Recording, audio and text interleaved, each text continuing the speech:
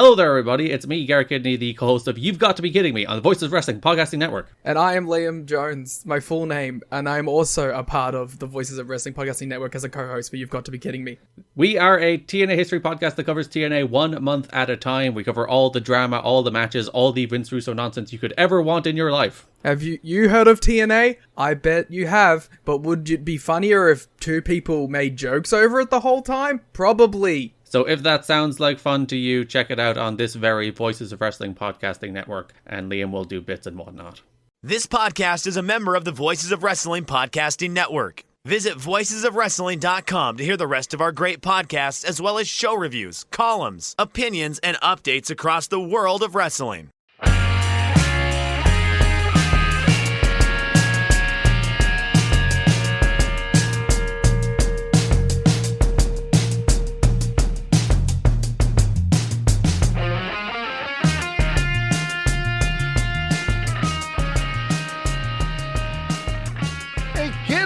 Professional wrestling? Well, you better, because you're getting a lot of it this week.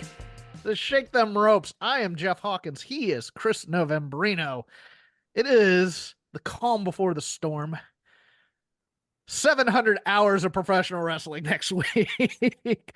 Go home shows. WrestleMania night 1 and 2. Stand and deliver. Apparently there's a New Japan show that's going to be pretty big. You have a Ring of Honor show. You have all the tertiary GCW and other shows that are around WrestleMania. I'm a little jealous because I love the city of Philadelphia so much. It's possibly my favorite drinking city. But yeah, Chris, are you hunkered down? Do you have supplies? Are you gonna need someone to come in and help you at any point? I needed someone to come in and help me at any point during this last month, as I was having a full-on existential crisis on all fronts of my life.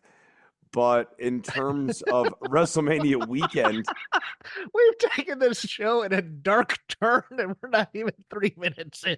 No, it's gonna be a good show. I think I we're do too. We're gonna have a banger show this episode. Oh, this one? Oh, okay. Yeah, I thought you were talking about WrestleMania. Not I'm unlike Dustin Rhodes, every single show we do is a banger. My mustache has its own musk. I almost broke my TV on that one. It's like, oh, Butcher and Dustin, yeah, here for that. Let's build this. Oh, look, he looks jacked. He looks angry. He's cutting a promo. Oh, your mustache is stinky. I have a stinky mustache. Like, boy, no, sell me on this, Daddy-O. Boy, why is this rating so low? I don't know. I have no idea. We'll get into that in a bit. I am looking forward to WrestleMania though. The match card. Look, not every match has been built up spectacularly, but there's a lot of good matches in this 2-night event. It's going to be a long weekend though, so everybody buy your snacks on Wednesday. Get supplied, get hunkered down, maybe practice if you need to, sitting on your couch all day, and then we'll be at it at Saturday. But the discourse this week, because Chris is not on Elon Musk's X/Twitter, nor is he all that plugged in to criticisms and whatnot. Meanwhile, I am just a dork who is online far too much.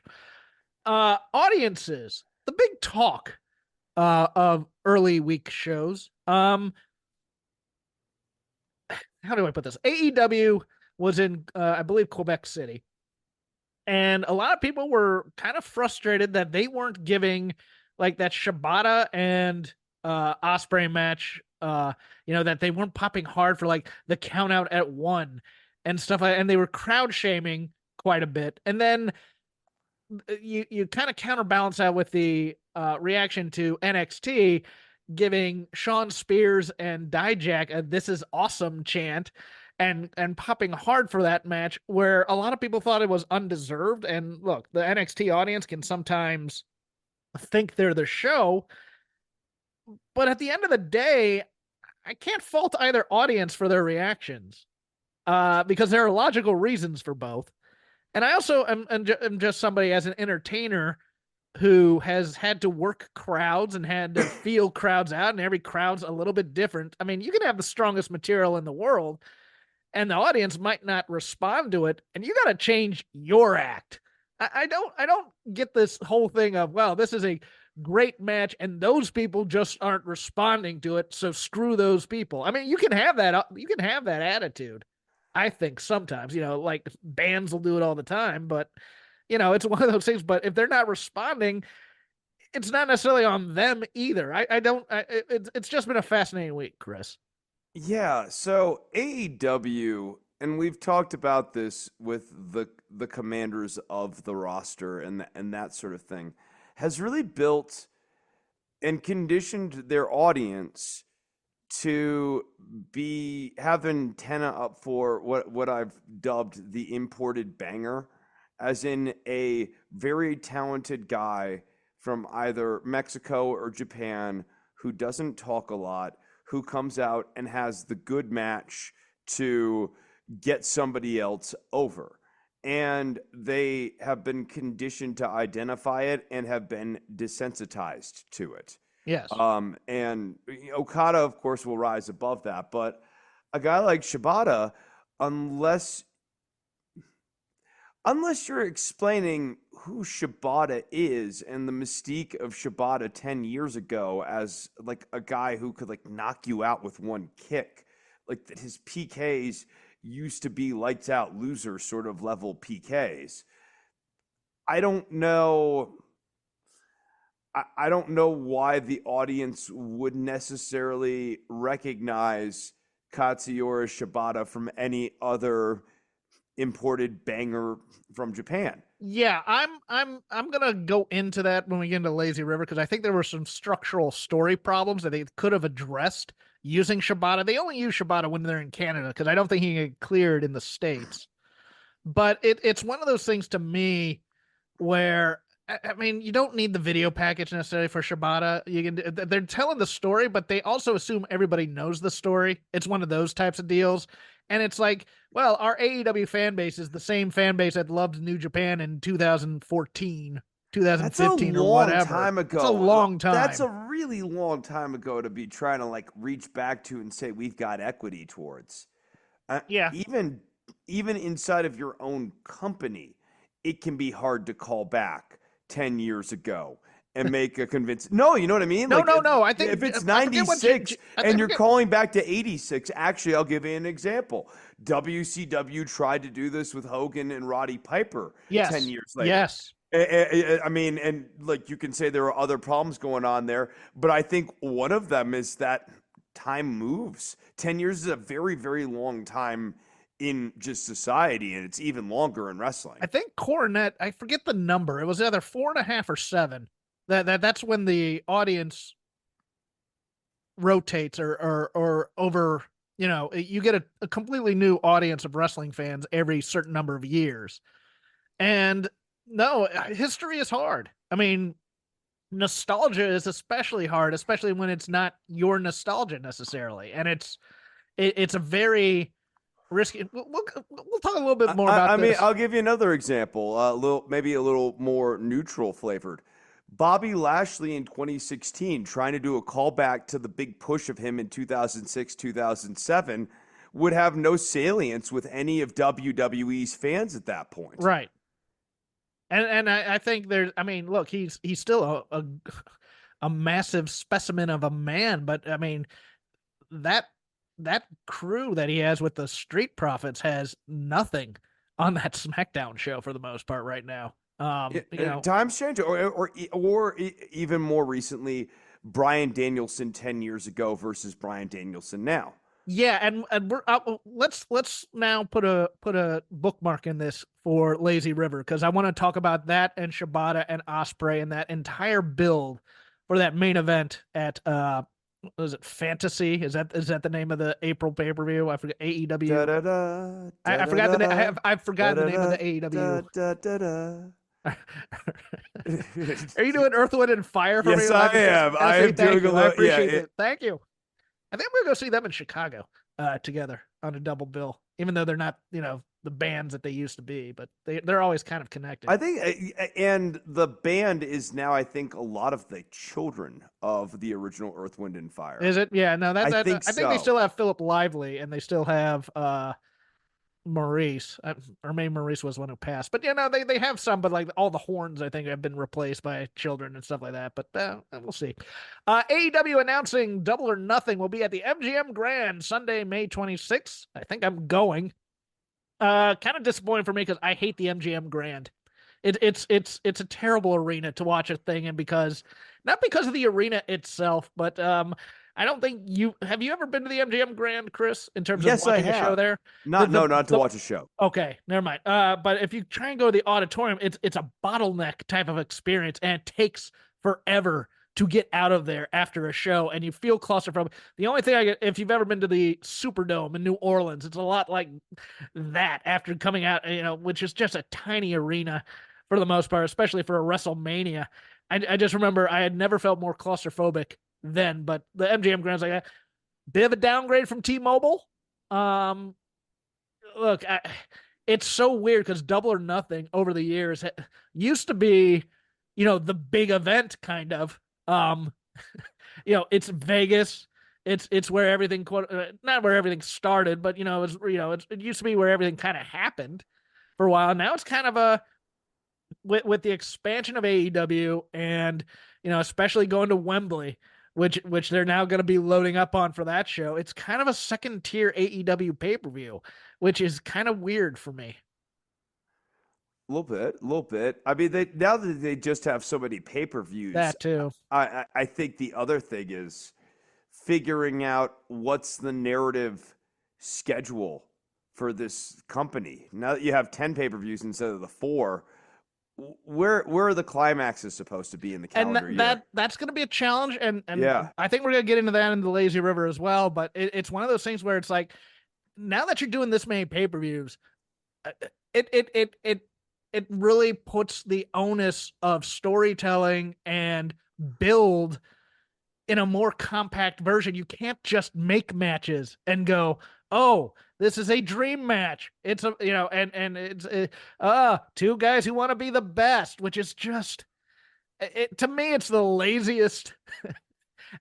I don't care who's the best because it's not for the title. And now all these, it's all about who's going to be the best, are never for the world title in AEW. It's always these, it's Bryan Danielson versus Zack Sabre Jr. for who's the best technical wrestler in the world. And while I respect technical wrestling, the Yazoo, are these two? I mean, it never actually settles for good. It never settles. No, right? Like, it's always like, who's the best technical wrestler in the world between these two guys? And then the next time one of these matches happens to decide who's the best technical wrestler in the world, we do it all over again. And it might be two completely different guys. Well, we're doing that now for Danielson and Ospreay when Danielson just lost to Eddie Kingston. Clean. And it's just kind of like, we actually are going to avoid our own marketing. Wink, wink, nudge, nudge. Dream match. It'll be good. Everybody I mean, I grew up in the ECW era of it ain't ballet. It's kind of ballet to me at times. It's not about who's going to beat somebody up or something. It's, are we going to have a good, clean, technical match? And you're just like, I hate Ring of Honor so much because of what it's brought to wrestling in terms of the national stage, in terms of all this code of honor, sportsmanship. The Kevin Nash vanilla midget comment lives rent free in my head in so many ways, and don't get me wrong. I loved the so-called vanilla midgets back in the day. I loved Benoit and Malenko, but they looked like they were killing dudes every time they went out there. Right. I mean, the reason Benoit and Malenko worked, I was actually just explaining Benoit to somebody the other day, like why people latched on to him the way they did, given all of his minuses. He wasn't couldn't talk, didn't have the look. I mean, there's just a lot of things working against him. Is that he came out there and he looked like an absolute killer. He had that Ken Shamrock murderous kind of factor. He chopped the crap out of you, and everybody would just stand up and go, "Okay, it's on. We're here now for it." Yeah. Also of note, Collision moving to 11:30 Eastern on Saturday to try and avoid the glut of wrestling that will be on Saturday night in terms of WrestleMania. Well, it's ironic that their name's Collision and they're running away. Well, you also have basketball that night. I mean, it's just a murderer's row of television. So you're saying that AEW doesn't have confidence in maintaining their ratings based on the strength of their product? I'm saying their B show doesn't want it's gonna get killed on that Their night. That's what I'm telling. beloved B show. Yes. Speaking of which, watched Collision before this, trying to if there's a update on Ricky Starks' condition, I'll give it here, but it looks like he got injured. Also appearing on this edition of AEW Collision in a surprise opponent for Adam Copeland, Matt Cardona for the AEW TNT title. Why don't we plug these things, Chris? Why is surprise such a thing in a company that's number two?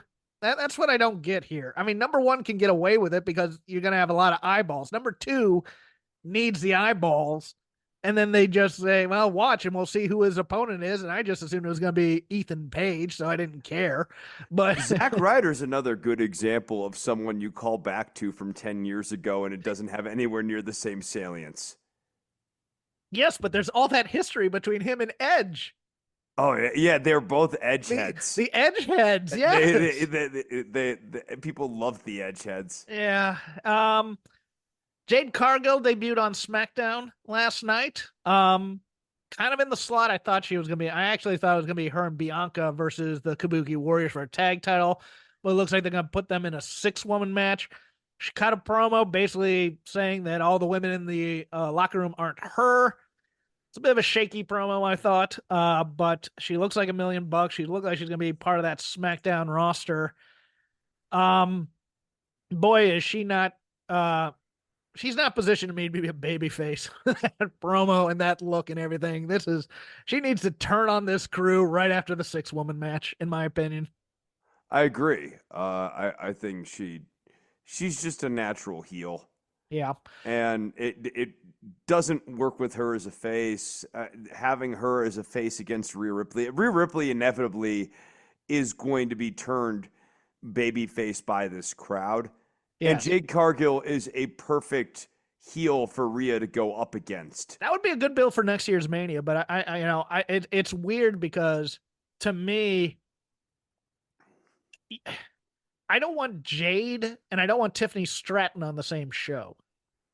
Because I think Tiffany Stratton should be one of the main eventers on one of the nights next year as well. I think for this year while you're cruising up to Rumble, you could theoretically put Stratton and Cargill together as a tag team and have them be a very dominant tag team. Well, not right now because Jade's teaming with Naomi and Bianca as of last night. But after Mania. Right, after Mania. Yeah, you're saying on the road to Mania. On the road to Mania next year. Okay, next year, yeah. Okay. Yeah, we're looking ahead, right? I was like, we have 6 days, Chris. We don't want to put it No, it's time to turn Jade heel, pair her with Tiffany Stratton, and put the belts on her on Monday. On Monday, yes. On Monday. We're just going to do car crash booking. That's not... Vince Russo would be proud of that booking. It's called a surprise. People like it. There we go.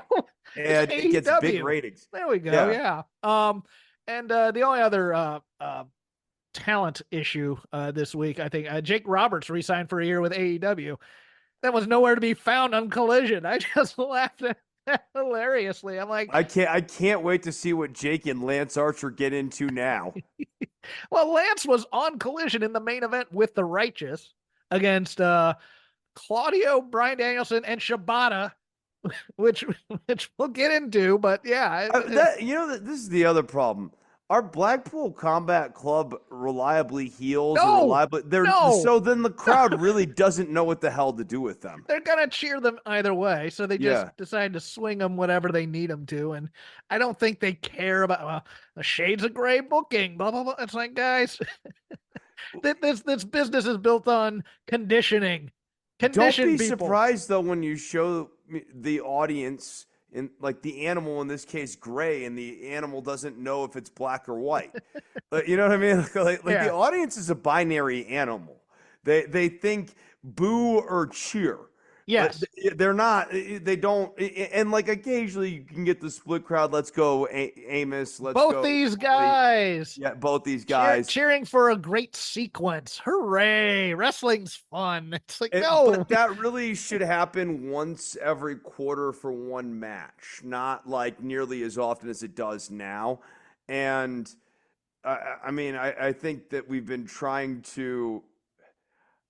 I guess the question I would ask is, what would the spectromatic reaction to gray presentation be for an audience? Some like gradation between booing and cheering, where like it's like boo, yeah, and like they land somewhere in the middle of that based on the gray that you're showing them.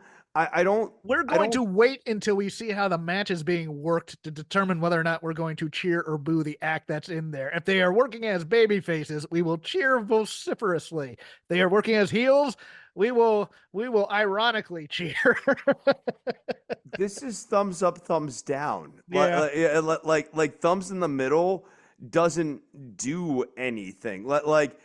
All of this, even like the old gladiator fights, we're just waiting until it settles into up or settles into down ultimately. See, and in my case, I got a thumbs up there. It's a battle of book tours on the media circuit right now. This one's going to take a bit, but I want to read it all because it really is a fascinating tale of two cities type of thing, or 2 points of views. But at the same time, both people are both a little bit right and a little bit incorrect. And I am talking about Ronda Rousey and Becky Lynch.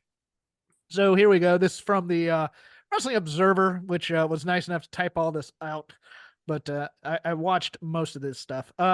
Regarding long-term booking, Ronda Rousey said, quote, "The Bloodline is able to plan things out a year ahead of time, and they won't even talk to me until I get to the arena about anything. I proved in my first match that if you give me the time, the resources, and preparation, I can put together an amazing match, and I feel they're really doing that with Logan Paul and allowing him to rehearse and put these things together and have all these different resources, producers to bring him to his highest potential. And it got to the point where the girls weren't getting any of that." She also said, "I just didn't want to be Vince's action effing figure anymore. I felt like I was doing custom matches for effing sicko in the back. All power to the girls that keep fighting the good fight, but I'm in my mid-30s now. I've got S to do." When asked about her prior comments on Bruce Pritchard and what she wrote in the book, she said, "Vince was never gone while I was there. He was just phoning it in through Bruce Pritchard. My agent who works at WME, which is William Morris Endeavor, he was telling me, he's completely gone now, I swear." And I'm like, I'll believe it when I see it because everyone said he left before. He never left. He was there by text message. Rousey said she wanted a singles match with Lynch at WrestleMania 38, which had been the plan for months ahead of time when she returned, and then plans changed. WWE just refused to work with me at all. They refused to collaborate. They didn't want to talk to me about it. They kept pushing it off until it finally got to the road to WrestleMania, and they're like, "Yeah, we're not going to do you and Becky." I'm like, all right, well then I'm effing leaving unless me and Shayna can tag. If you guys don't work with me, you don't want to do something extraordinary. You just want to do enough every single night. I came here to have fun with my friends. She said that she told Paul Levesque that when she decided to leave, she told Levesque, quote, "I can't be associated with mediocrity," unquote. And that's what they seemed to be happy with at the time. I hope that is different now, but I can't say that I've ever experienced it any other way. She praised Levesque, as we noted. She was always positive on both Levesque and Stephanie. Triple H has been great towards the women in the company and really believing in us. He's the whole reason that I was there because he believed in me. I really wish that my last run was under Triple H and Vince being gone. About WWE, she said, "Everything just being beholden to this near 80-year-old man who has 5 or 6 episodes of Behind the Bastards about him is not a very good business model." Regarding the Flair Ripley match, I'll let you comment on the Rousey half, and then I'll go to the Lynch half. Regarding the Flair Ripley match at last year's Mania, considered one of WWE's best bouts of the year, she said, quote, "They weren't supposed to go that long. The whole time the referee is telling them to go backstage, and Charlotte threw her big dick on the table and said, 'No, we're going to do this awesome effing match.' And that's what women wrestlers are dealing with. They're not allowed to show how effing amazing they are because, the crowd's going to be tired for the guys' match afterwards, and that's BS. I have cleaned up the language other than Charlotte and her big penis." Chris, Ronda's kind of right here. Yeah, I think especially given the fact that this book was written probably well over a year ago now, right? So well before the allegations surfaced to the table. The stuff about custom matches and Vince's relationship with women's wrestlers and whatnot has a different level of gravitas. The timing of this book coming out intersecting with that other thing makes you really look at that section and go, huh, that's interesting. That being said, Ronda was good in those first few matches, and the quality of performance dropped the F off after that. The and second it run never was came bad. back. The second run bad. was actively bad. And it's interesting you say that because that's a good segue into Becky Lynch's comments, and then we can compare the two. Becky Lynch was asked about Rousey's comments by Ariel Helwani. She said, quote, "I have a very different view and a very different experience of WWE. I always wanted to do this. This is what I always wanted to do. I love this. I love this. And is it perfect? No, nothing is. Nothing is. I've worked in little delis that you're like, how does this place operate? The size of WWE and the size of WWE and the amount of talent and people that go into making it go live on TV for 5 hours a week when you're just talking about Raw and SmackDown, and then you've got pay-per-views, and then you've got NXT. So there's so many people that go behind that. So you're going to be dealing with a lot of people. So you're going to be having some negative experiences. But this is my dream. I've always wanted it to be good. I've always looked at myself. How can I be better? How can I make the division better? And I've always worked to make it better. Stuff like the creative, it's not always great. There's been a history of it not making sense to me. But somebody's personally going, nobody's personally going, how do we make Becky Lynch look awful? False. But they have so much going on. Well, maybe not her, but I think there are. Yeah, Ashley Massaro would like to have a word, but she's no longer taking calls. But they have so much going on. There's so much going on. And the fact that we pull everything off the way that we do, and even at a time when notoriously the shows were getting rewritten as we're going to live on TV and we still get them done, still went out there, we still hit our times, and we still made the show work. And no, it wasn't always great, but a lot of it was all doing the best we can. Nobody wants to go out there and do bad work or make anybody look bad. Lynch felt that due to Rousey's celebrity status, that WWE may have pushed her too quickly. And from a strict wrestling in the ring perspective, of course, that's true, but everyone has to realize that this is business, and that's where this is Dave editorializing this. Here we go. She was coming off of a different industry. She was a star, and she should have been handled differently in terms of, I think she had such a great first outing that everybody thought, oh, she can wrestle. I mean this with respect, but she couldn't wrestle. What we do isn't something you can just have one good match and then, okay, yeah, I'm off to the races. It's a craft, and you have to learn your craft, and you have to be diligent about learning your craft. But everybody treated Ronda like she already knew it because when she first came in, she was good in that first bout. But she was also working with Kurt Angle. She was working with Triple H, Stephanie McMahon. It was a well-rehearsed match because everybody wanted her to succeed. And then it was, okay, she can do this, off to the races, and that was mishandling her because she was a star in her own right, and she'd done so much for MMA. So in terms of that and booking, that wasn't done well. But my experience coming from nobody thinking that I was going to be worth anything and making myself very valuable to the company and very valuable to wrestling in general, it's because I loved it. Because I loved it and I sought out to do it. She came in and she found a place that she enjoyed, she liked, but she never sought to do it from a young age. And I think that changes the experience when you go into a place. Now, she is right on a lot of this. But she's also buying into that Horatio Alger. If I just work hard enough, and I did all this myself, and I made myself a character. Dude, I put this every time.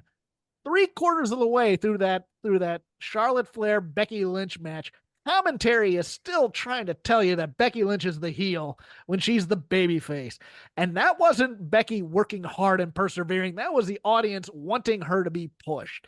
And I get that, but there's a little bit too much company woman Becky Lynch in this statement for me. And I get that she loves WWE.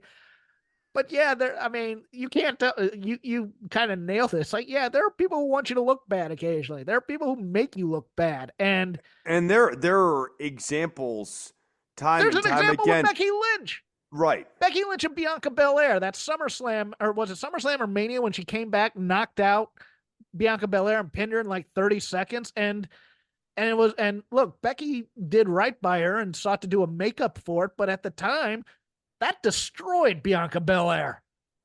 absolutely murder death her on No, on. I found that entire quote. I want to apologize in advance to my friend Jory, who's probably listening to this.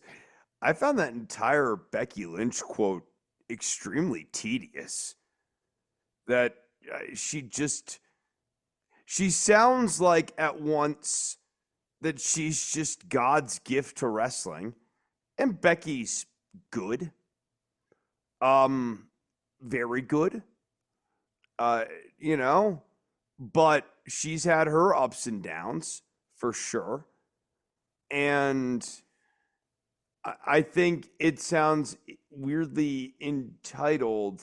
It's weird to say in one breath, you know, the industry's not perfect. It's almost like one of these delis that seems to have rats going on in the kitchen, but which is sort of the implication there with this. You know, I've worked in delis where it's like, how are you guys? So the implications that there's like, you know, bad stuff that's underneath the food code going on in the deli. If you extend that out to the wrestling industry, then there are deep underlying problems, many of which came from Vince McMahon. And her being the company man, I think does it does her the ultimate disservice, because I think it undermines her credibility whenever she's asked about things going forward, because it's so transparent. It's the weird showbiz thing. And this happens in all showbiz. It just doesn't happen in wrestling, where you get to a certain level of stardom and you think it was all your hard work that got you there, when there was a lot of luck, a lot of casting directors who thought you had the right look, you being in the right place at the right time. It's not that you didn't work hard. It's not. No, nobody's you worked denying hard. that. You work hard to get your good luck. Yes. You're working. It's like a game of craps or something where you're working really hard to put your chips at the best position on the table. But that And- seven can always Oh, come it's at any time. right. Yeah. Yeah, you can still get a bad roll, and circumstances beyond your control can still screw over great position, right? And I think it's really interesting as you bring up these two quotes where we have two redders here in Ronda Rousey and Becky Lynch, one of whom, Ronda Rousey, I have a much dimmer opinion of, generally speaking. Yes. I don't think much of Ronda, but what she says feels so much more authentic than what Becky Lynch, a person I have a much higher level of respect for in both, like, you know, her accomplishments and just generally speaking.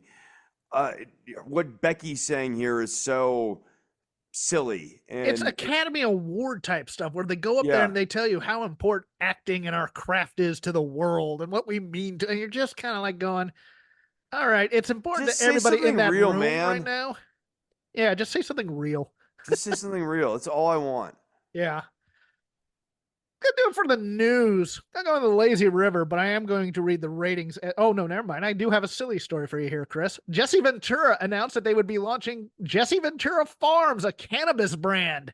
The idea that they are pushing it that he's the first person to serve in major public office to start a cannabis brand. Ventura, while a politician, was always in favor of marijuana laws legal reform. Chris, will you be picking up any Jesse Ventura Farms cannabis? Yeah, marijuana is an exciting new product that you're hearing more and more these days about. And I think that Jesse Ventura offers something new and different to the market beyond the 850 strains of cannabis that are already there. It makes you paranoid about. Oh, so it's a sativa. She should have just called it Gorilla, and I would have been great with it. But yeah. So that'll do it for the news segment. Lazy River AEW Dynamite scary rating. It's Dave's words on March 27th. 747,000 viewers with a 0.23 in the demo of 18 to 49, and 0.13 in 18 to 34, far lower than usual. It was the lowest total viewer audience for the show in its regular time slot since April 7th, 2021. Lowest in 18 to 49 since June 24th, 2020. NXT 601,000, 0.17 in 18 to 49. Raw, which had Punk and an unadvertised appearance by him and The Rock, 1.729 million viewers, 0.57 in the demo. SmackDown did 2.235 against the NCAA tournament, which is pretty damn good. 0.61 in the demo. But the number was the lowest year in both categories, but the number had to be considered good based on the competition. So, AEW Dynamite did not do well, and everybody's look, people aren't setting their hair on fire necessarily. People are kind of being tough on people like us who seek to go with that. But I think there's just simple storytelling stuff that AEW isn't doing well. And I want to start the lazy river with Dynamite. Well, I guess I'll look at it like this, right?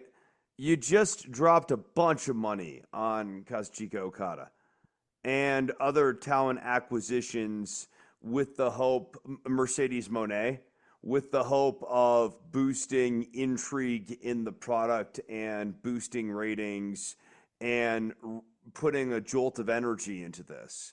I'm not laying this ratings number at Okada and Moné at their doors, but I'm sort of laying it at AEW's door that you just spent a lot of capital acquiring things to, put gas in the engine, so to say, and the car's moving slower now. And I blame the organization A little bit. and utilization. There are issues going on here. That to me is the story with the AEW rating number. I don't want to overfocus on Moné and Okada. It's just that this company has just gone through a big spending phase on talent. And you would expect with a big spending phase on talent to see some sort of ratings number. And then the debate is that boost in the ratings worth it? A la CM Punk a couple of years ago. Yeah, I think look, the major problem to me is nothing to do with the company at all. It has to do with the amount of wrestling that's on there and the amount of shelf space being taken up because, look, WWE's on a hot streak. They're going to WrestleMania, and it's one of those things where, this week alone, if you wanted to watch all the wrestling from both major companies, it would be, 3 hours on Raw, 2 hours on NXT if you choose to do that, 2 hours on Dynamite on Wednesday. That's 7. You get to an hour of Rampage maybe on Friday. Okay, that's 8. 2 hours of Collision on Saturday. That's scheduled. That's 10. You have a 3-hour pay-per-view by NXT. That's 13. You have 4 hours on both Saturday and Sunday of Raw. That's 20 some odd hours. That's a part-time job right there. If you just want to keep up for it. We're back to that again. Yeah. Whereas, when I was a kid, you'd get the 1 hour of one company in syndication. Maybe you watch the 2 hour on TBS of Crockett for me. But then it's like, yeah, you're hungry for more wrestling. But if you had this much wrestling as a child right now, by the time I get to Thursday or Friday, I just want to watch a movie or a documentary or something as opposed to more wrestling. And it's not that the wrestling's bad. It's just, it's not important. SmackDown is a fun show to watch. And it's building those programs, but those programs don't feel as hot as the Raw programs. And because now that The Rock is on Raw as well. Right. So it's one of those things where it's like they're telling me that this is the A show. Dynamite tells me that that's the A show. But if we want to go into even the granular, I will get into this Shibata being the fulcrum between the Ospreay and Danielson match. Okay. Well, so I want to stop you real quickly here. Okay, go ahead. Because I don't want to let this point about talent acquisition just move on quite yet. What is the point of AEW spending money to acquire talent then, if not to get better ratings? I know for the fans, we like the good match. Yes. But you've got a lot of people on there who can give you the good match. So that's there. Turn Italian a bit for that. I have always been Italian. No, you're a fake Italian. That's okay.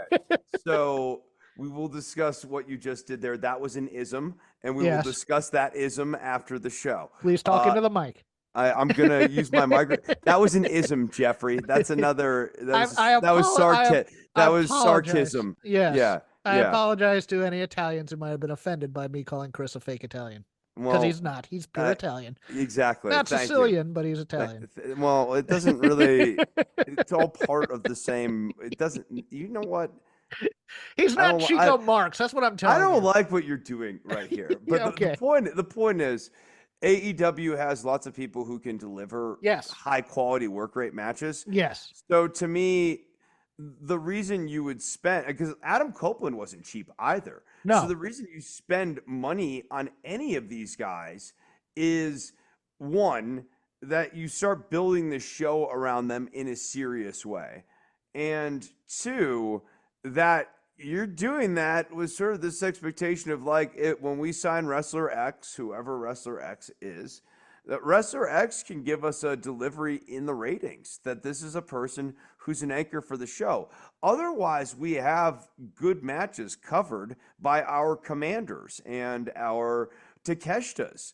There's lots of guys on this roster who deliver that high quality match. Yeah, they have high quality matches. It's just there's no edge to them. There's no let's take the example of the Mercedes Moné segment coming out on commentary, where always the best way to use her. Well, she was more of a fan, and she didn't have a take. She needed to be out there having a strong take on each individual in that match. She's never been good at that, though. No, and she's not. She's not good at that. That's never been a strong point. No, of her hers. promos have always been a little bit overrated, to be honest. Well, and then when she's on commentary, I feel like that's even a step down from the promo. Yeah. Like if you watch the commentary segments with like when her and Bailey were the golden role models, she wasn't bringing a lot to that other than being the character of Sasha Banks. And this is what AEW is falling into a little bit here in terms of they're doing character work, but that character work, it's not translating to matches or promos or anything. It's just we're giving people character. We have Brian Keith, the bounty hunter. Okay, does he hunt any bounties? No, that's just the character he's playing right now. We have Tony Storm, who's doing the silent film thing, but it's not, it's funny, ha sketch comedy, but how is that, translating to building matches here? Oh, well, people like the character, so they'll like the match type of a thing. It's not building a feud. It kind of gets me to, okay, what is Will Ospreay's nickname right now? They do one or two things too, really often. It's they like the character, so they won't care about the match, or they like the match, so they won't care about the character. Yeah. Eat the mic a little. There we go. Well, you were telling me to turn it down earlier. Well, no. Well, that's when it was blowing out my eardrums. Well, okay. Do you want it to peek out? People don't like it. No one likes clipping, Jeff. Okay. Use a compressor.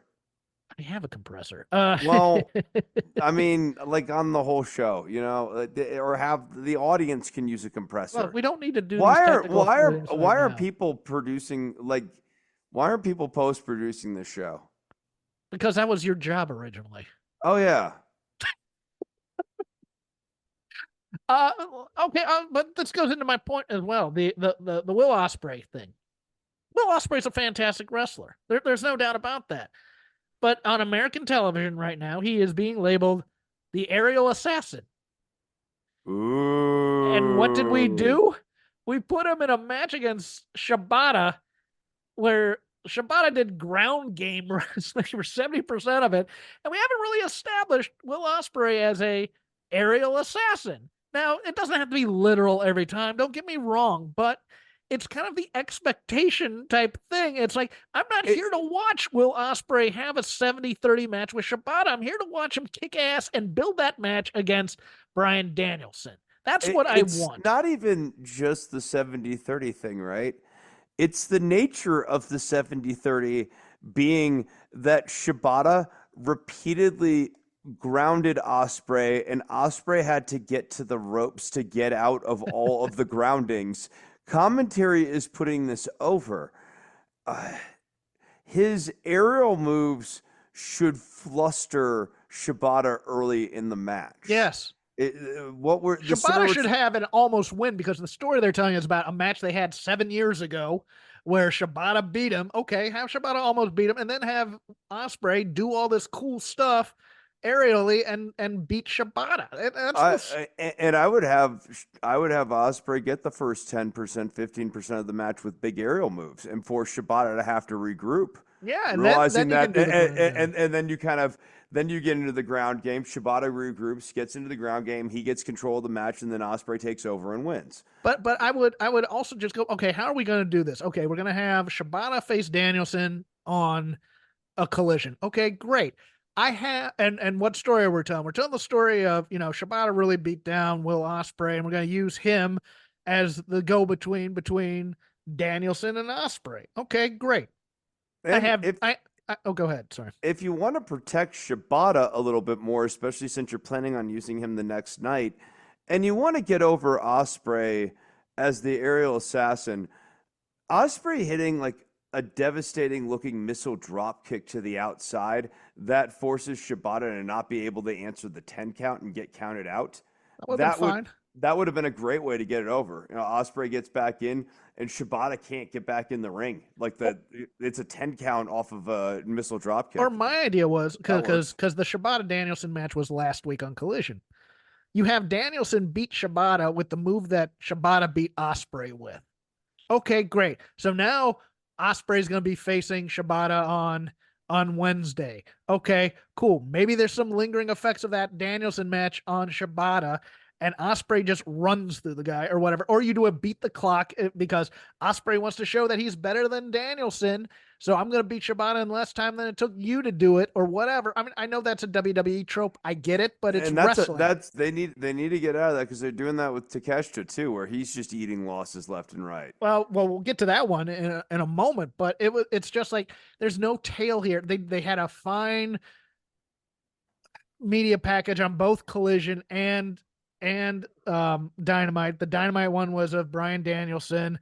Some say he's the best technical wrestler, Ring of Honor, blah, blah, blah. And then they kind of did the same with Ospreay on Saturday, but it's like, okay, they're just going to have a match and we're not really, there's no animosity here to build on.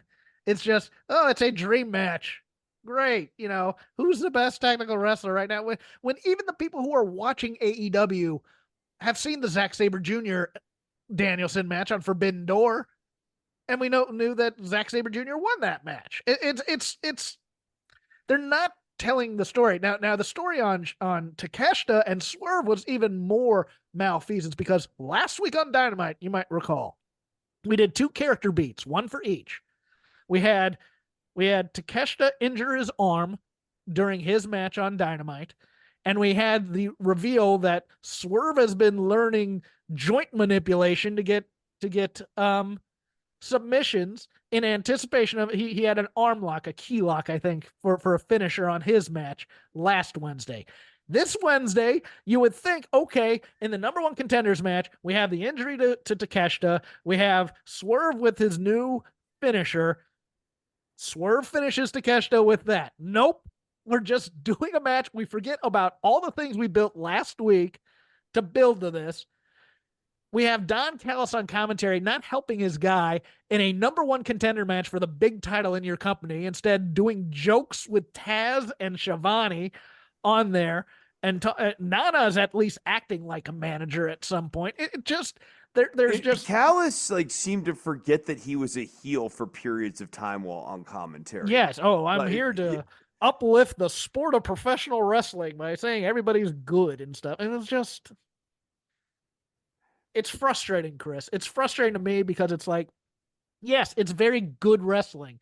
And the people who were raised on compilations and, notebooks and spreadsheets of what their favorite match was during the year. And so, how many people was that though? I know that's a lot of people who are listening to shows like this one. Yeah. But how many people even among the wrestling fan base is that? Or are they kids who grew up doing RKOs to each other?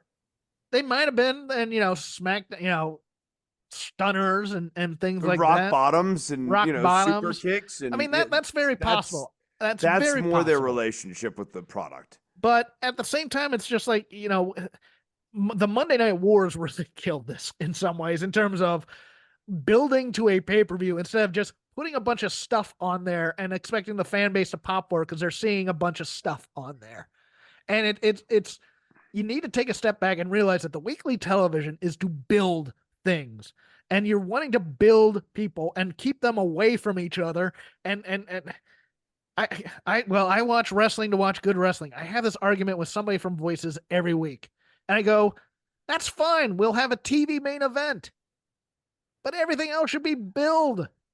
Well, and that, if you want to just do the good wrestling matches too, that's what your B show should be for. Okay, I'm good with that. No, I'm good with that too. The B show should be all about the Commanders of the world and the Takeshas of the world. Make it the old NWA main event, which was originally supposed to be, here are matches from an arena that you don't get to see, main event matches, blah, blah, blah. This is when house show business was down.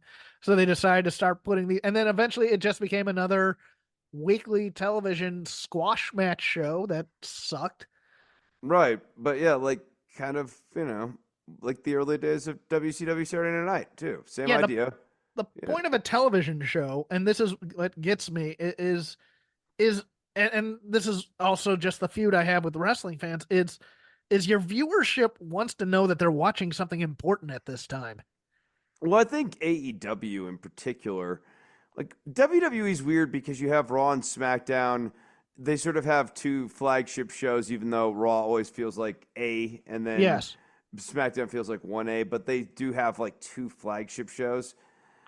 With AEW, the narrative drive has to happen on Dynamite. Yes. And I would be much more okay with fewer matches on Dynamite and more narrative and universe cohesion work being the priority. You have a big main event every week, a big sub main event every week, and some stuff happening in the first hour, some matches peppered in, maybe a match to start the second hour, but mostly the point of hour one and everything leading up to the sub main event and the main event, which are going to be well worked, needs to be about universe building. Yeah. I mean, you can have a storyline throughout the show if you wanted to do that too, that leads to the main event of that show. And okay, this is the part of the card that we're working on and stuff, but you can't do, it'd be like, because everybody goes, well, what about sports? They do. Yeah, but sports are natural rivalries. It's actually real. And, for the NFL, people watch an NFL show, a random NFL program, because there aren't that many of them on. There's wrestling on every week, and you're going to have to figure out what people like in wrestling and then put that on there, as opposed to what you like in wrestling and put that on there. If they did an episode of Game of Thrones where it's just guys riding through the countryside and they just come upon a random army and they do a bunch of sword fights and whatever, everybody's just going to watch it and go, what the hell was that? What did that have to do with anything right now? Well, it was cool because you had a fight on there. It's like, okay, great, but we didn't establish anything about any of these armies. We just had two random armies riding through the countryside that ran into each other and they just fought. And then we'll figure it out in the next episode. You're going to get people turning that kind of show off. So it's you have to live with the fact that this is a television product, and you have to build your television product. People aren't just going to show up and go, well, this is good wrestling. And that the A show needs to have a much smaller cast. Going back to Okada and Monet, once you acquire those two talents, in my formula, they are now the focal point of the sub-main event and main event every week, maybe switching back and forth. Like 1 week, Okada is doing a thing in the sub-main event, or maybe he has a thing in the opening segment, and Monet is the main event, and vice versa. But like when you're bringing in these people, especially if you want them to draw the ratings that you want them to draw, you've got to run it through them. And I think it is a problem. It's a problem that Okada can't get close to the main title right now. Right. That's where I was going to go with that and Monet, because Monet is going for the TBS title right now as opposed to the big belt. These are two characters that are going for secondary titles, but they are the big stars on your and Ospreay is being kept way to the side too on a dream match type thing while we're Swerve is still hot, but he's cooling down quick. I love Swerve, but it's one of those things where this program has not helped him in some ways because he probably needed to win in that triple threat. That would have been an interesting choice, but he definitely needed to come out of that triple threat stronger. Yeah, and instead it looks like he's just, hey, that was a triple threat. We're not even going to count that. I'm now going in. This is the feud we should have been building the whole time. And it's really, it's not clicking with me. And I think Swerve as a babyface is also kind of a problem as well because he was far more interesting as a bad guy. But, we'll see. I mean, and then the Undisputed Kingdom have been reduced down to just like the Goon Squad for the EVPs. yeah, well, no, not even that. Well, I mean, like they're not part of the EVP faction, but the way they were deployed on that tournament bracket, they are just the sub bosses that the baby faces need to get to, and it just further solidifies that the Undisputed Kingdom are a lower tier faction. Yes. It's everything's mixed up narratively, but I think we've dwelled on this long enough. Go ahead with your first point here. Man, we got a lot of Dynamite done already, so I think I'm not gonna do Dynamite at this point. Okay, I may go back to it. I mean, I may go back to it, but I want to snark on Jericho a little bit, but yeah, go ahead. I like this opening match between Ricochet and JD McDonough. Pretty entertaining. Yeah. Yeah, McDonough always, I know he's problematic and everything, but the one thing about the new Raw in the post Vince era is a lot of these guys who can work are not being hamstrung by the 5 moves of Doom era Vince. Right. And they're able to do stuff. Like they're given credibility. Thinking about a guy like McDonough in like the 2014 era that me and Desi reviewed, right? He would have 5 moves and they would all have corny names that would all be Irish themed. Like, or they'd be around his big head or something like that too. Yeah, like he would do a headbutt. And Michael Cole would always put over the power of the noggin or something like that. And he'd have like the Clover Breaker and other Irish themed names. And instead, he is just part of this faction and he does a wide range of moves. That was the thing I was really noticing in this. And Ricochet's given time to breathe. And I've never been, even going all the way back to Lucha Underground, never entirely sold on this guy. But this is the way to use him. You got to let him do his moves. You got to let him get his shit in. Yeah. I adored the Rock Cody beatdown in the rain. The blood. The thing I compared it to was the Horseman beatdown of Dusty in the Techwood Studios parking lot where they followed him with a camera and caught him in the parking lot and beat the crap out of Dusty. There's a certain edge, and I know that this is probably Cody pitching this stuff, and I'm sure Rock is eating it up, and I'm sure Hunter is eating it up because Hunter's an old Crockett guy too. The blood made it great. The rain made it great. The thing that's interesting to me right now is I think they're building up to a match that's never going to happen because there's a weird thing where Rock has kind of taken over the Roman storyline here. And I think that the crux of this has to be Roman looking at Rock and going, "You're calling yourself the final boss? I'm the boss. I need to put you in your place." And I think it eventually turns into like a Rock versus Roman story after WrestleMania versus a Rock going after Cody story. It's intriguing in a way, but it's also at the same time, but man, that beatdown, that's what I want in professional wrestling. It was important. It was vicious. It was, it was a little Rock talky a little bit. He was talking throughout the whole thing, but it felt like the wrestling of my youth where it's like all these bad people are in there for a television taping.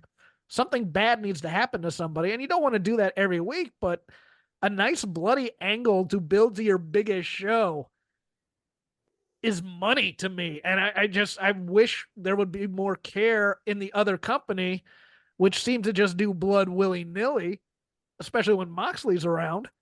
Make it count. Make these things count. Make the vicious beatdowns count. And then you can have television after that gives some resonance and builds your big matches. But it just feels like we do things just to do things in the other company at times. Not that WWE's perfect in any way. No, but this was such a strong close. It was great. I mean, it's a no contest. What was a stronger close to the show? Swerve versus Takeshita. Or this? No, this is pretty sweet. You know what I thought was surprising and made sense and was good was Bronson Reed beating Sami Zayn. Yes. I thought that it would have been a classic blunder that was a survivable one to beat Bronson Reed on the way to, and Bronson Reed's been strong. And Vince would have done that. Vince would have had Bronson Reed lose to Sami on the way because we don't want to make him weak. This gives you a little bit of doubt, and I haven't been I like Sami and Gunther as a match. I'm not sold on Sami being the one to dethrone Gunther, though. I'm not either, but then you introduce Chad Gable doing the Apollo Creed Rocky thing. Yes. With Sami Zayn talking about being focused. And that made a nice wraparound for this match. And I think in a broader sense, when I'm thinking about universe building, it's important to establish, with the power differential of these big guys that, if a little guy's not focused, he can absolutely just get waylaid by a guy like Bronson Reed. Bronson Reed comes in, does like a Vader quarter splash on you, and you're out because he's huge. Yeah. And the only way Sami Zayn is going to beat a guy like Gunther is by being extremely focused. I mean, I actually hope that we get a rematch against Bronson Reed next week where Sami has to focus up on Bronson Reed and he beats Bronson Reed by staying focused. Punk and Drew are absolutely eating Seth Rollins' lunch. And I kind of love it because Seth is out there trying to do his characters and Drew even online is like invoking his wife in this thing. I loved that promo segment. I loved kind of nobody's waiting for the other guy to finish to start talking type of thing. The naturalism of that. I really liked it. Look, we've praised Drew McIntyre every week since this program started, but Drew just being the ultimate stir of crap in this entire company where he's just like, Punk for his part was very, very good this week. And Punk was great too. He was unbelievable. Once we got into the Vince stuff, I mean, just opening that in, that was classic Punk energy. Yeah, and it felt like he's towing that line of dangerous, even though it was probably approved by management. That's the thing that live TV has missed, and it's why I love Punk so much. Well, and it was very natural. What was good about it was that it was natural in both the kayfabe and meta sense. Drew McIntyre was invoking that he was dubbed the Chosen One 10 years ago. Yes. Going back to this whole 10 years ago, like running theme through the show here. And Punk's like, no, I'm not going to let you off that easily with that line. Like, who was the one who called you the Chosen One 10 years ago? It wasn't just anybody. What something of moral, I forgot what the phrasing was. That bastion of morality or whatever. Yeah. Just like, Vince is somewhere throwing a dog through a television watching. And at the same time, it's actually amazing heel characterization that Drew McIntyre is so like amoral at this point that he doesn't matter that like a shit person called him the Chosen One. The only thing he's listening to is the part where he got called the Chosen One. Yes. Your turn, sir. Oh man. That was good. New Day really just feels like they're here at this point. It's I feel bad for those guys. There's a lot of those kind of groups within this. Although I think they're going to bring it for that 6 tag team ladder match. I mean, they're there, but at the same time, It's like, the Street Profits feel kind of there. And you'd think they'd be doing something big in this ladder match, but they're not going to be in it. You'd think Legado del Fantasma would be in it. I don't think are they in it or are they not? I don't think. No, they are because they beat They beat the Garzas. Oh yeah, that's right. Yeah. So then I guess now we can move over to Awesome Truth. well, okay, that R-Truth segment where he's like, I'm just on commentary, and Miz starts getting the crap kicked out of him. Like, I feel like Cole and commentary should have kicked him out of the booth. Like, maybe that should have been the punchline, but just leaving R-Truth there, like, to sort of like gawk as it all goes down, I thought made him look. I mean, he's never, presented as the brightest character, but like, I just thought it made him look implausibly stupid. It's weird because it toes the line of making everybody laugh, but also undermining the program because, like, I love when McAfee just decides to turn on Cole and join Miz and Truth and burying Michael Cole when he says something. It's like, yeah, that's poop.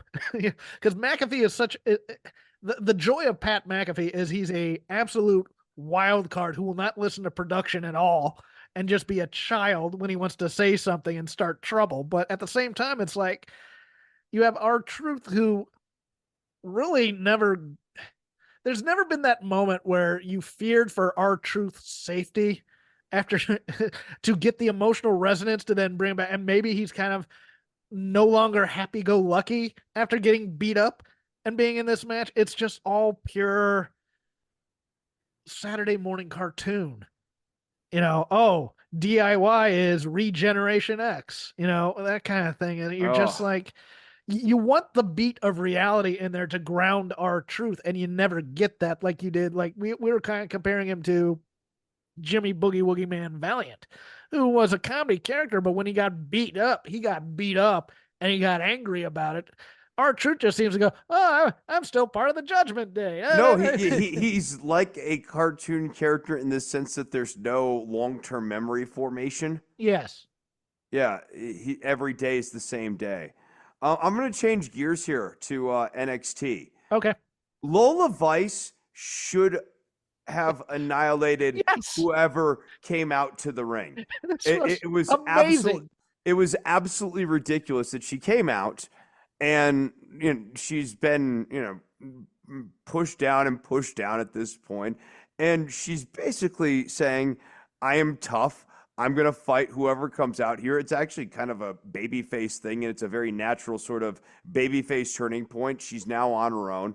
Out comes Natty, and Lola should have beaten Natty. There is no reason Natty should win anything. This is Impact.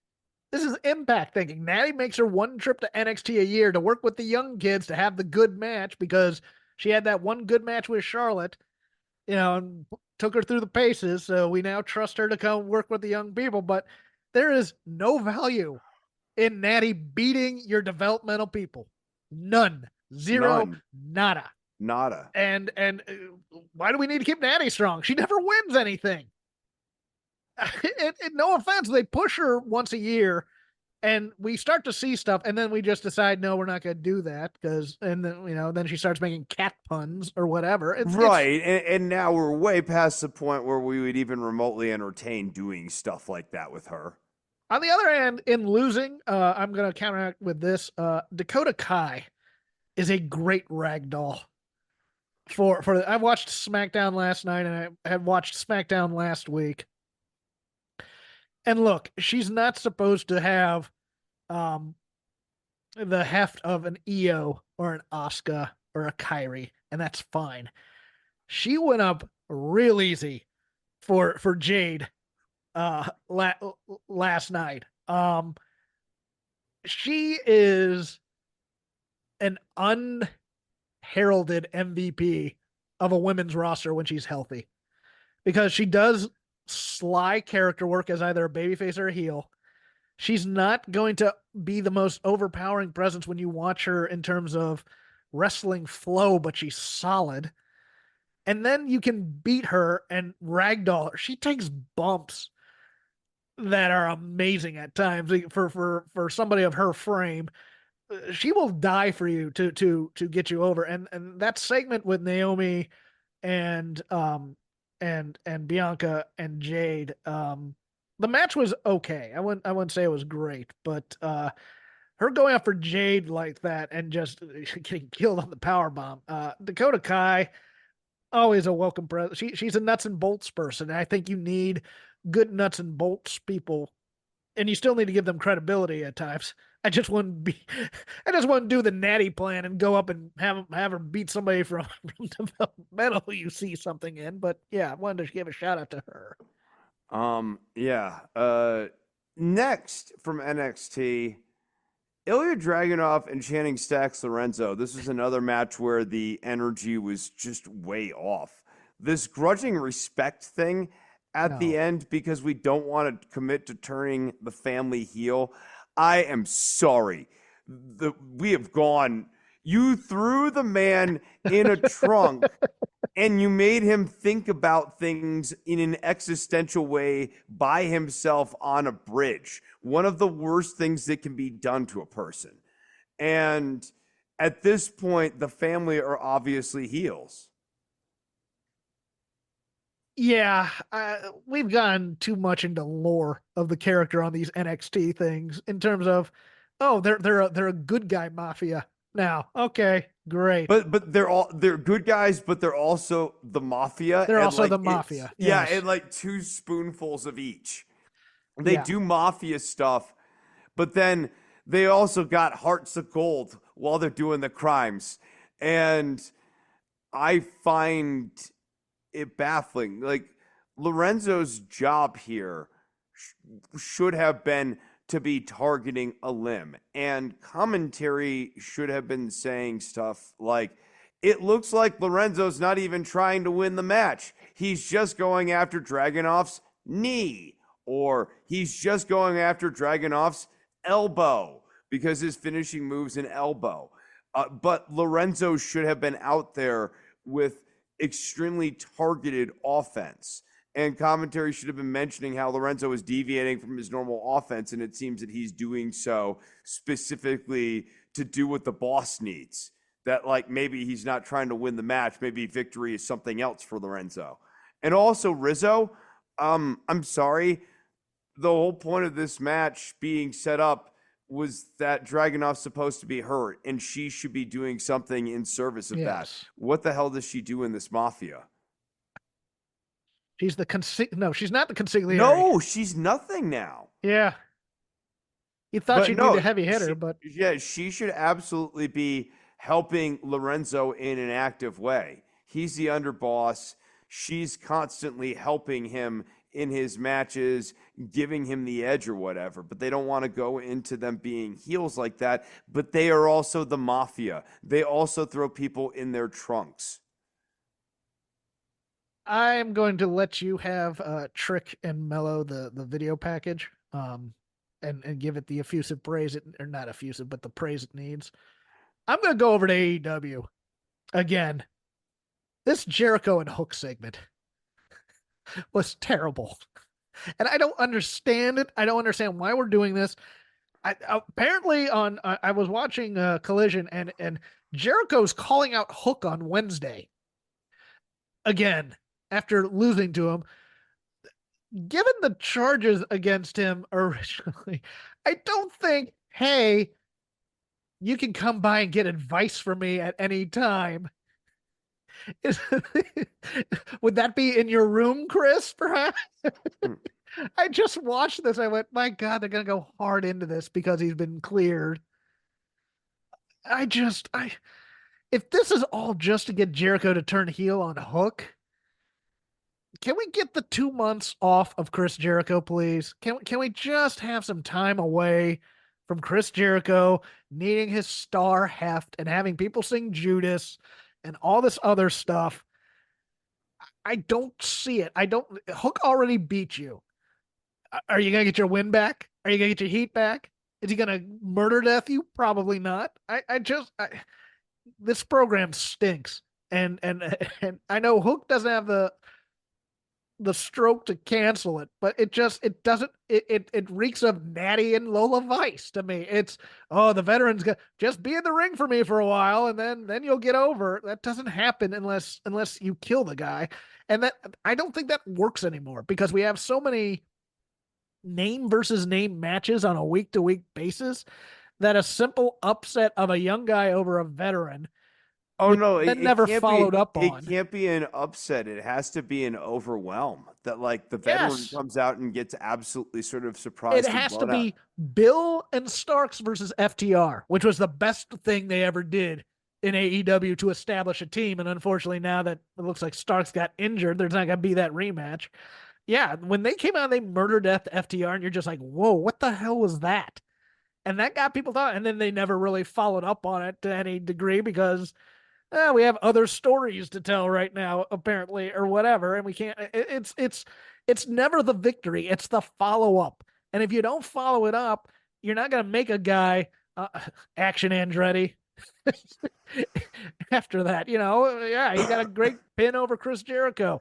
Now he's like accompanying Top Flight to ringside or whatever. It's never the match itself. It's what you do after the match to position them and the build and all those other things. And this is what they still haven't learned over there. But a guy like Hook should be missioning Chris Jericho and putting him out in 2.5 minutes. Jericho goes for the Judas effect early, and he ends up getting caught. It's a short match, and he taps him out. Fine with that, but they are so scared of the Goldberg build. They're scared of Goldberg. They're scared of the criticism. But to continue here, someone like Lola Vice should be throwing one of her martial arts kicks to Natty's head and knocking out Natty, and the ref just stops the match. Like these are the types of things that actually do something for a younger talent. The Aleister Black treatment in NXT, where he would just give the blackout kick and pin a guy 1, 2, 3, or the ref would stop it or whatever. Yeah. That also would have been a nice turn on the convention too, because we're so conditioned to, here comes the veteran who's going to teach the young person a lesson or whatever, or give them a challenge, and then the young person just knocks them out. You're like, nah, yeah, that would actually be a refreshing change of pace. I'd love that, and it wouldn't affect Natty at all because she's in the women's battle royal stage of her career. Your turn, sir. Okay. I thought there were not one but two good talking segments on NXT this week, so I'm going to talk about them both. Okay. I think the Ridge Holland segment was actually quite well executed. I know some people find the Ridge Holland stuff to be in bad taste, but, I don't know. I think sometimes we like our realism in wrestling and we like our real world storylines being worked in, and sometimes we don't. It seems to be very all over the place. I mean, I grew up with Owen Hart breaking Steve Austin's neck being a storyline for a minute. Yeah. So, to me, it is all, it's just part of the business. And I also think there's an interesting possibility here where Ridge Holland ends up getting that motivational speech from Big E at some point to come back to wrestling. I was hoping that. I mean, that kind of feels like where we're going here. It feels like they should have had Big E come in as soon as they saw that people were booing Ridge Holland, because the casting here, they wanted to cast Ridge Holland as a babyface, and the crowd wasn't having it, and the "I got kids" thing wasn't enough, and the guilt thing was... And part of that is also the perplexing finish to the Shawn Spears match, where it was very clear that he was going to break and injure Shawn Spears, but not for the intercession of others. Yeah, they should have had the Big E reconciliation moment earlier, to me.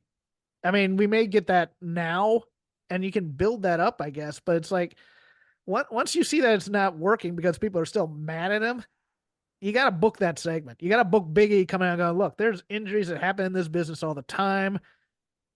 I forgive you, brother, whatever. Or I mean, Henry.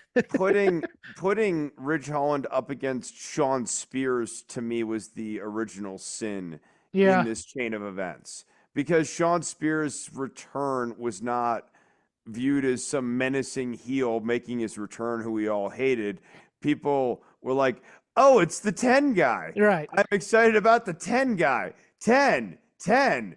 And Rich Holland just has like that cool theme song, but like has nothing else about him at this point. Yeah, we do that. Then we cast him as a heel. Then we put him up against Dijak. It's just like, okay. Which, again, further, not for nothing, that happened before the Ridge Holland segment later on in the show. So I think that confuses the audience even more.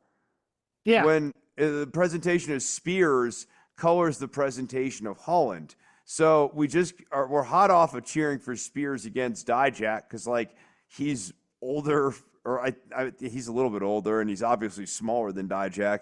And, Dijak has been presented, with more authority. We just need to get rid of that mohawk on Sean Spears. That's the thing that kills me about it. It's like he's a smaller guy with a It was the same problem with Ciampa when he first came in. He looked like I liked the taxi driver mohawk on Ciampa. Okay. The other talking segment? The Carmelo Hayes and Trick Williams. This segment was fantastic. Oh, this was so good. That old football pro that they had talking about revenge and how he loves revenge or whatever. Yeah. I just thought that stuff, man, I don't know if they scripted that stuff for that guy or that guy was just freewheeling, but that was some high level, like, NPC dialogue in one of these promos. Yeah, I'm trying to remember who it was because it really made the segment. I watched it so long ago. I thought Carmelo and Trick for both of their parts were great. I thought there were a lot of other things going on there that were great, but that guy in particular, I just thought really set off the entire segment and just took that segment from good to great. Get it up. Keep vamping a bit. I think this is an interesting place to take this feud. I think they were stronger together. I think it was more fun loving them than hating them. And Carmelo with the SWAT team still feels a little bit goofy. Like, the SWAT guys make him seem like a joke somehow. They don't make him seem menacing. They make him seem like a wimp. I love these hype videos though that they're doing, and they're asking different people, their opinions of Trick and Mello, and so I agree though with Brian Alvarez. This thing needs to be for the title, and they missed that window because they kept it on Ilya, and I've not seen the football player. I forgot they're just not doing the. I mean, I think it not being for a title certainly hurts. I think it would have been better if Carmelo, had stabbed Trick in the back for the title shot, right? Yeah. And now that they're not fighting for anything other than, like, I mean, the thing that really hurts the pride, and the thing that really hurts this feud is that Carmelo's coming into this hot off of getting his ass kicked by Ilya. Yeah, so not only that, but getting his ass kicked over on SmackDown too. You remember we had the right before the Royal Rumble, Carmelo was getting beat like every week by somebody on SmackDown. Trick came out to it's like, and Trick got the big pop, and you're just like, Carmelo hasn't been kept strong anywhere, and I don't even know if they can bring him up to the main roster full time after this without building him back up again. And having him get beaten by Ilya really begs the obvious question of, what is the point of this match for Carmelo then after he beats Trick Williams and secures his pride? Yeah, that's gonna be very, very odd. I'm gonna make a prediction here. What you got? And it's NXT related. I think Obafemi wins that Andre the Giant Battle Royal. I think so. They like their Obafemi. They like their Obafemi a lot, and it's not any of the guys that they've announced so far. So there's probably gonna be a surprise. Braun Strowman may come back. I don't know. I could see that happening too. They love their Obafemi, and this match, this triple threat, it's gonna be interesting. It's a hoss fight. It's a meat match. I love me some Josh Briggs. And Dijak's solid. So that's gonna be an interesting match next Saturday. But I don't have anything else for my lazy river right now. I don't have anything else either. I think we got it all. Yeah, we've exhausted it. But next week, big previews for Stand and Deliver and WrestleMania. Gonna be a big weekend for the Fed, as people hate when I call it that. So I'm calling it that. But this has been Shake Them Ropes. You can follow me on Twitter at CrapGame13. You can't follow Chris on Twitter. You can follow him on Instagram at Dr. Nove, DOCTOR_NOV. You can just follow the show as it goes along at Shake Them Ropes. I update that as episodes come out. We are part of the Voices of Wrestling Podcasting Network. Big week for us here, too. All sorts of previews by the mothership with Joe and Rich and on their Patreon over there. You can check them out for more about that. And the other tertiary shows might be covering some stuff as well. So, yeah, check us out. I also do a show over on Fight Game Media. It's the Dynamite Show. It's all about Dynamite and AEW. About 20 minutes after we go off the air, or they go off the air, we go on the air on YouTube Live, and it drops in your podcatchers over on Fight Game Media. Appreciate you if you give it a listen. Chris has other interesting. He has a new place, too. Yeah. I'm teaching music lessons. I am working up at the mountain. If you want to get lessons from me online, DOCTOR_NOV on Instagram is the place to message me. I also do them out of my house here. I have the full drums and bass and guitar set up and all that jazz here. As I mentioned, I'm back at the mountain, so if you want to see me and experience me as your tour guide, you might be able to come out to Albuquerque and do that. And there will be some opportunities to see me play music potentially in the future here. We will talk about that at some point. And now I will be lectured by Chris for that comment I made about his heritage. It was an ism. Hey, kids, do you like wrestling? Well, we like wrestling too. We are Shake Them Ropes here on the Voices of Wrestling Podcasting Network. Myself and Chris Novembrino kind of doing a lazy river of wrestling criticism, going through the news and whatever happened in stateside television wrestling. And also, you know what? Sometimes we just like to watch old stuff and talk about that too. Love for you to give us a listen. If you haven't already, we are Shake Them Ropes here on the Voices of Wrestling Podcasting Network.